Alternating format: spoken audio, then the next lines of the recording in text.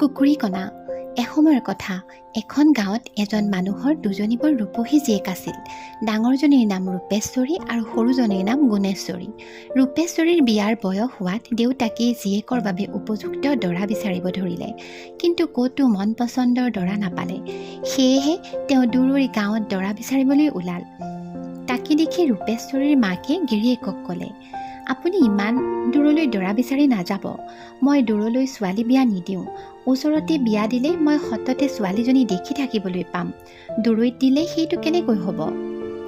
ঘৈণীয়েকৰ কথা শুনি গিৰিয়েকে ওচৰৰে গাঁৱৰ ল'ৰা এটাৰ লগত জীয়েক ৰূপেশ্বৰীক বিয়া দিলে। ৰূপেশ্বৰীৰ গিৰিয়েক কুকুৰীকণা আছিল, কিন্তু সি সেই কথা সকলোৰে পৰা লুকুৱাই ৰাখিছিল। সেই গাঁৱৰ মানুহ আৰু তাৰ শহুৰেক শাহুৱেক কোনেও সেই কথা নাজানিছিল। বিয়াৰ পিছত জোঁৱায়েকে শহুৰেকৰ পৰা গৰু এটা খুজি আনি হাল বাইছিল। এদিন শহুৰেকে জোঁৱায়েকক গৰুটো উভতাই খুজি পঠিয়ালে। গৰুটো লৈ শহুৰেকৰ ঘৰলৈ যাওঁতে সন্ধ্যা লাগিল আৰু কুকুৰীকণা জোঁৱায়েক মস্কিলত পৰিল। কেনেকৈ সি গৰুটো নি শহুৰেকৰ ঘৰত দিয়েগৈ ভাবি ভাবি সি এটা বুদ্ধি উলিয়ালে। গৰুটো শহুৰেকৰ ঘৰ মোৱাকৈ এৰি দি তাৰ নেজত ধৰি গৈ থাকিলে গৰুটো নিশ্চয় তাৰ চিনাকি ঘৰখন ওলাবগৈ। কথামতেই কাম, গৰুটো গৈ তাৰ গোহালিত সোমাল আৰু জোঁৱায়েকো তাৰ শহুৰৰ ঘৰত উপস্থিত হ'ল। এনেতে গোহালিত জোঁৱায়েকক দেখা পাই শহুৰেকে সুধিলে, সেইটি জোঁৱাই নহয়নে? উত্তৰত জোঁৱায়েকে ক'লে, আপুনি গৰুটো খুচি পঠাইছিল দেখি আনি গোহালিত বান্ধিছোহি। ইয়াৰ পিছতো জোঁৱায়েক ওলাই নহা দেখি শহুৰেকে মাত লগালে, ওলাই আহা, হাত ভৰি ধুই মেলি এমুঠি ভাতকে খোৱাহি, নোখোৱাকে নাযাবা আকৌ। জোঁৱায়েকে উত্তৰ দিলে, এৰা, আপোনালোকৰ গোহালিত গৰু কেইটা আছে তাকে লেখিহে চাইছোঁ এতিয়া।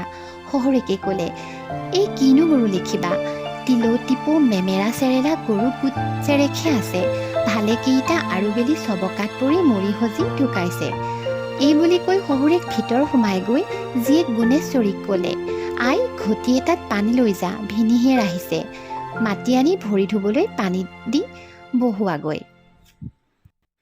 সিফালে জোঁৱায়েক গোহালিৰ পৰা ওলাই ঘৰলৈ উভতি যাবলৈ বাট খেপিয়াই ফুৰিছিল।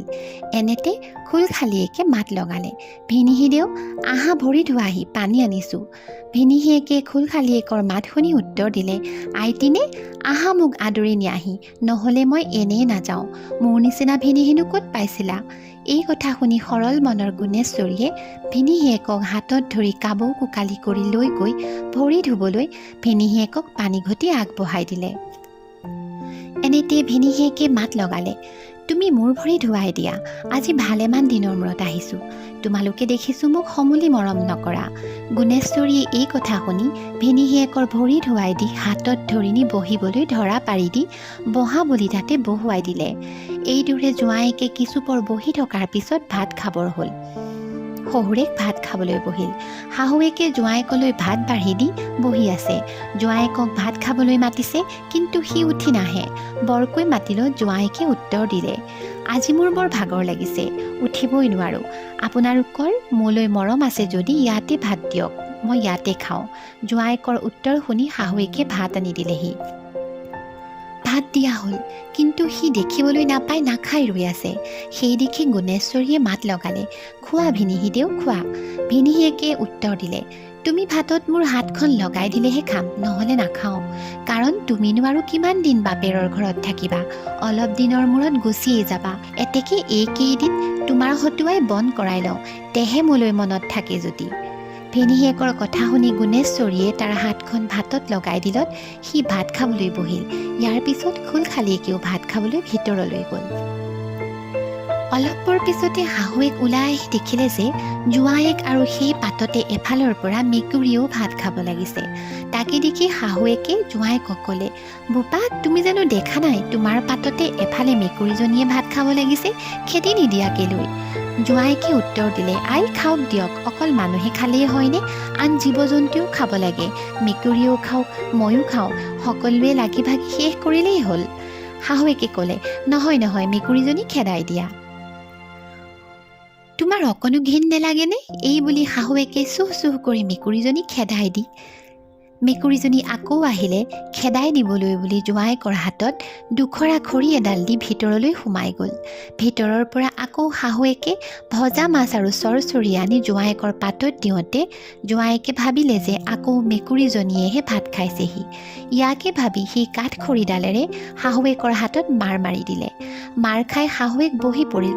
উহকৈ শাহুৱেকে মাত লগালে, ভাল কৰিলা বোপা, তুমি মোৰ হাততে মাৰ মাৰি দিলা। তেতিয়া জোঁৱায়েকে কি সৰ্বনশীয়া কাম কৰিলে বুলি জানি শাহুৱেকৰ ভৰিত ধৰি ক'লে, আই, ভাত খাওঁতে খাওঁতে মোৰ টোপনি আহিছিল। মই সামাজিক দেখিছিলোঁ সেই মেকুৰীজনীয়ে আকৌ মোৰ পাতত ভাত খাইছিল বুলি। সেই দেখি মেকুৰী বুলিহে মই মাৰ মাৰি দিলোঁ। আই, মই আপোনাৰ ভৰি দুটিত ধৰি কাবৌ মাতিছোঁ, মোক ক্ষমা কৰক আৰু এই কথা কাকো নক'ব। শাহুৱেকে এই কথা শুনি জোঁৱায়েকক ক্ষমা কৰি বেজাৰ নকৰিবলৈ কৈ ভিতৰলৈ গ'লগৈ। জোঁৱায়েকে ভাতৰ পাতৰ পৰা উঠি খেপিয়াই বাহিৰলৈ আহি হাত মুখ ধুলে। এই ঘটনাৰ পিছত সি আৰু লাজত ভিতৰলৈ যাবলৈ মন নকৰি কাকো মাত নলগোৱাকৈ ঘৰলৈ যাবলৈ ধৰিলে। দুখোজমান গৈয়ে সি বাট বিচাৰি নাপাই চোতালৰ আগত থকা কচুনিত সোমালগৈ। কচুনিত সোমাই সি ভাবিলে, এইখন ডাঙৰ হাবি, ৰাতি ইয়াৰ পৰা ওলাই বাট বিচাৰি গৈ ঘৰ পোৱাটো মোৰ পক্ষে অসাধ্য। এতেকে আজি ৰাতিটোলৈ ইয়াতে মনে মনে সোমাই থাকি ৰাতিপুৱালৈ কোনোৱে নেদেখাকৈ ঘৰলৈ যামগৈ। ইয়াকে ভাবি সি নিশ্চিন্ত মনে তাতে বহি থাকিল। ইফালে শাহুৱে শহুৰেকে জোঁৱায়েকক নেদেখি সি ঘৰলৈ গুচি গ'ল ভাবি মনে মনে থাকিল। ইয়াৰ অলপ পিছতে শাহুৱেকে জোঁৱায়েকৰ চুৱা ধুই চৰিয়াৰ চুৱা পানীবোৰ বাহিৰলৈ ওলাই আহি কচুৱনিৰ মাজলৈ মাৰি পঠিয়ালে। চৰিয়াৰ পানীবোৰ দীঘল দীঘল কচুৰ পাতত পৰি তাৰ পৰা ছিটিকি গৈ জোঁৱায়েকৰ গা মূৰ তিয়াই পেলালে। এইদৰে গাত পানী পৰিলত জোঁৱায়েকে ভাবিলে, বৰষুণহে দিছে। তাকে ভাবি সি মাত লগালে, হে মেঘ দেৱতা, কুকুৰীকণাৰ প্ৰতি প্ৰসন্ন হোৱা আৰু বৰষুণ নিদিবা। আজি যিবোৰ দুখ পাইছোঁ সেইবোৰেই আতিছে আৰু দুৰ্ভগীয়া দুখ নিদিবা। জোঁৱায়েকৰ মাত শুনি শাহুৱেকে লৰালৰিকৈ চাকিটো বাহিৰলৈ উলিয়াই আনি দেখে জোঁৱায়েকে কচুৱনিৰ মাজত জুৰুলি জুপুৰি হৈ বহি আছে। তেতিয়া শাহুৱেকে জোঁৱায়েকক কুকুৰীকণা বুলি বুজিব পাৰি গিৰিয়েক আৰু জীয়েকক মাতি আনি সকলো কথা কৈ জোঁৱায়েকক তাৰ পৰা ধৰি মেলি আনি গা পা ধুৱাই শুকান চুৰিয়া পিন্ধাই পাটিত শুৱাই থৈ দিলে।